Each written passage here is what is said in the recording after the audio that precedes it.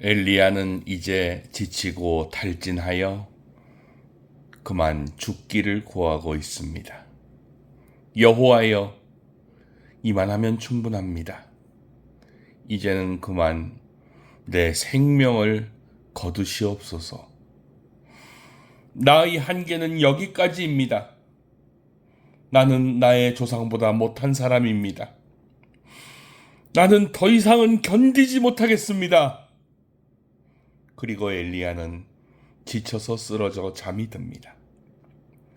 그러나 엘리야에게는 아직 할 일이 남아 있었습니다. 지금까지 일어난 놀라운 기적보다 더 중요하고 더 의미 있는 일이 아직 엘리야에게 남아 있었습니다. 엘리야는 어느 정도 기운을 차리고 40일을 걸어서 하나님의 산 호렙산에 도착합니다.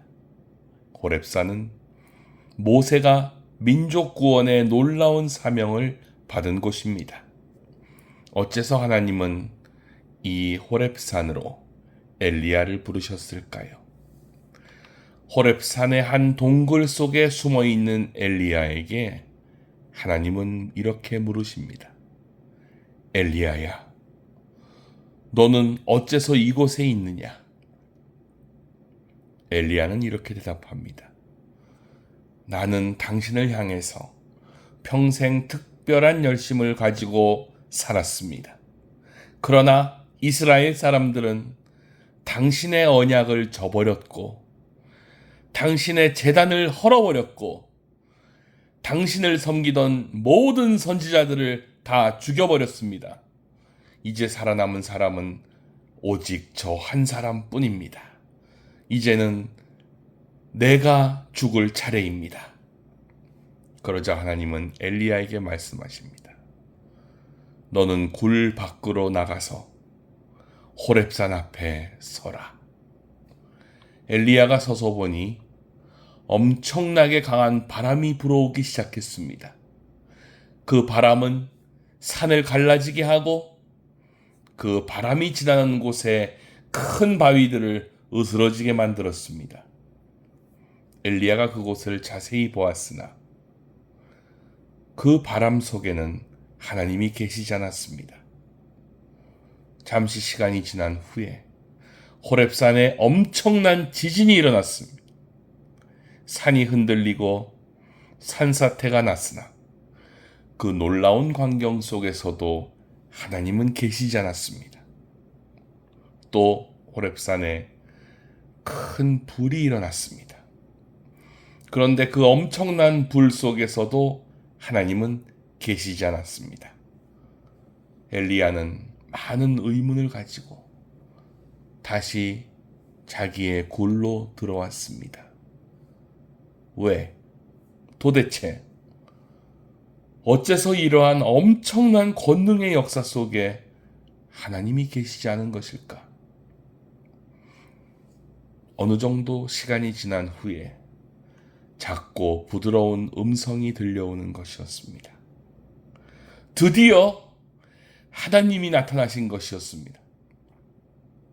엘리야는 옷으로 얼굴을 가리고 하나님을 만나러 굴 입구로 나아갑니다. 그곳에 정말 하나님이 계셨습니다. 하나님은 다시 한번 엘리야에게 물으십니다. 엘리야야, 너는 도대체 왜 여기 있느냐? 엘리야는 정신없이 아까 했던 대답을 되풀이합니다. 그러나 엘리야가 지금 여기 서 있는 이유는 하나님이 엘리야를 불러서 여기 있게 하신 것이었습니다.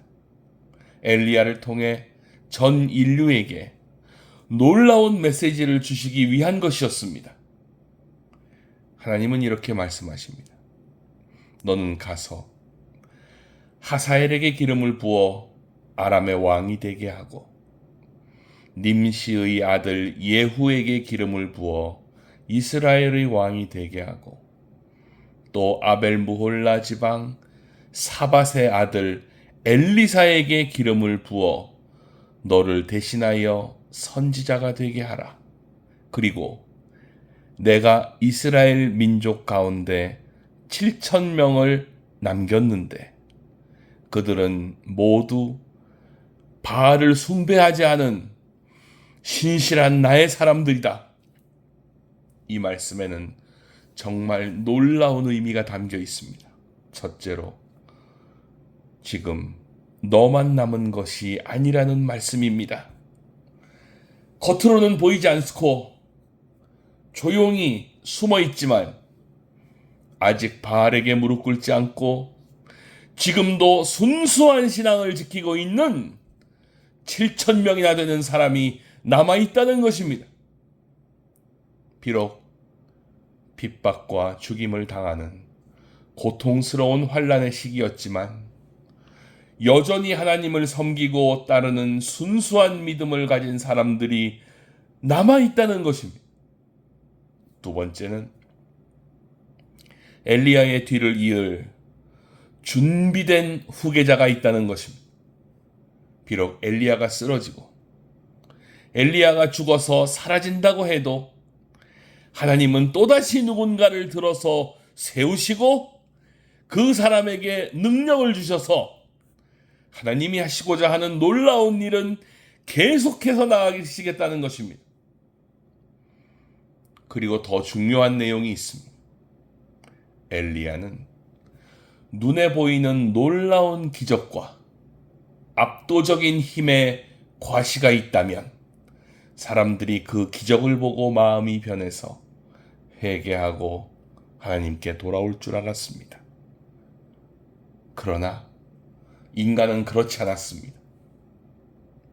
오히려 하나님은 조용하고 부드러운 음성 가운데에서 사람을 변화시키고 계셨습니다. 하나님은 말씀을 통하여 인격적으로 사람을 만나기 원하셨습니다. 인간의 삶은 대부분 매우 소박합니다. 많은 시간 특별히 내세울 것 없이 그저 비천합니다.